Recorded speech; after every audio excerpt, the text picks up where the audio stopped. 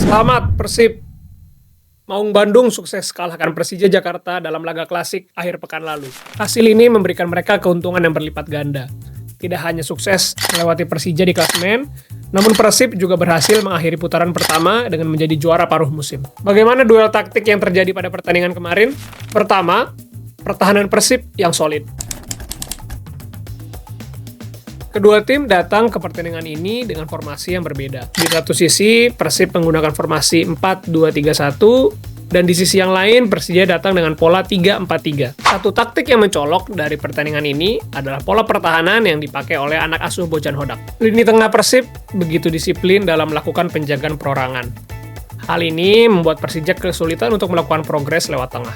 Tim tamu sendiri dipaksa untuk melakukan umpan-umpan jauh yang lebih sulit untuk dieksekusi. Alhasil, Persib dapat memenangkan sejumlah duel dan mencegah Persija melakukan serangan yang berbahaya. Hal menarik lain dari pola pertahanan Persib adalah tugas yang diberikan kepada para pemain sayap. Dalam pertandingan kemarin, kita melihat kinerja luar biasa yang ditunjukkan oleh para winger Persib ketika bertahan. Dalam situasi tanpa bola, baik Beckham Putra Nugraha maupun Berginho ditugaskan untuk turun ke bawah. Tujuannya adalah untuk mengikuti bek sayap Persija yang naik untuk melakukan serangan. Alhasil, kita juga dapat melihat dalam beberapa situasi, Persib terlihat bertahan dengan 6 pemain bertahan. Disiplinnya kedua winger dalam melakukan tugas bertahan dapat membuat Persib mengurangi bahaya yang diberikan oleh Bruno Tubarao, Doni Tripamungkas, maupun para pemain Persija lain di sayap. Bahkan, ada satu momen di awal laga di mana Berginho sukses melakukan aksi yang luar biasa untuk mencegah Persija mencetak gol. Tidak hanya itu, kerja keras ini juga mereka tunjukkan ketika menyerang. Dalam situasi serangan balik,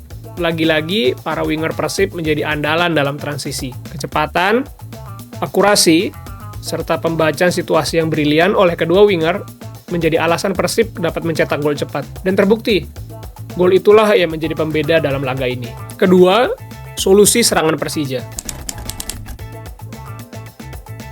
Meskipun gagal mencetak gol, bukan berarti Persija tidak melakukan apa-apa. Dalam pertandingan ini, Persija menggunakan 3 pemain menyerang. Di sayap kanan ada Alano, di tengah ada Axel Runtukahu, dan di kiri ada Maxwell. Menghadapi pola penjagaan perorangan yang dipakai oleh Persib, mobilitas yang dilakukan oleh para pemain menyerang merupakan hal yang krusial. Ini diperlukan untuk melepaskan diri dari penjagaan lawan, sekaligus memanfaatkan ruang yang kosong. Pada laga kemarin, peran ini banyak ditunjukkan oleh Alano. Sang winger seringkali membuat pergerakan yang merepotkan lini pertahanan Persib Bandung. Dia bisa bergerak melebar, bergerak masuk ke dalam, maupun turun, bahkan hingga mendekati para pemain bertahan. Tujuannya sama, yakni untuk melepaskan diri dari penjagaan lawan, juga membuka ruang bagi rekan yang lain, sekaligus menciptakan kekacauan di lini pertahanan Persib. Pada babak pertama, pergerakan Alano sukses merepotkan pertahanan Persib. Bahkan, dia sempat menciptakan satu tembakan yang menghajar tiang gawang. Sayangnya, Persija gagal menciptakan banyak peluang di babak kedua.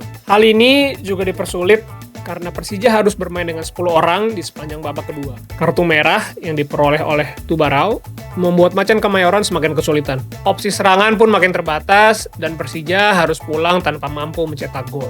Ketiga, duel penjaga gawang.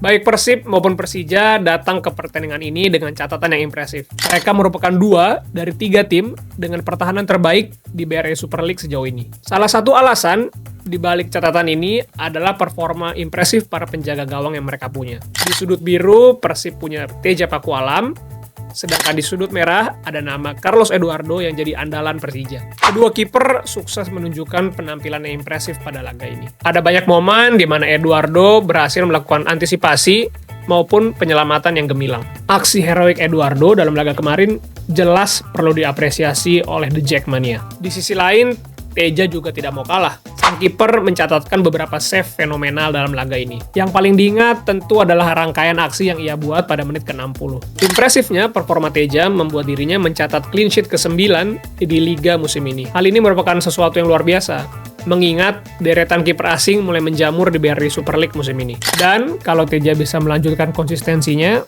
bukan tidak mungkin namanya akan jadi pilihan coach John Hartman dalam pertandingan timnas mendatang. Bandung boleh dingin, tapi persaingan makin panas. 3 poin krusial sukses dipetik oleh Persib Bandung. Tidak tanggung-tanggung. Hasil ini sukses membawa mereka ke puncak klasemen sekaligus jadi juara paruh musim. Tapi tunggu dulu. Super League musim ini masih menyisakan 17 pertandingan. Jarak 4 tim teratas hanya terpaut 4 poin. Perjalanan masih panjang dan masih akan banyak duel taktik yang terjadi. Bagaimana menurut kalian? Tim mana yang siap jadi juara Super League di akhir musim?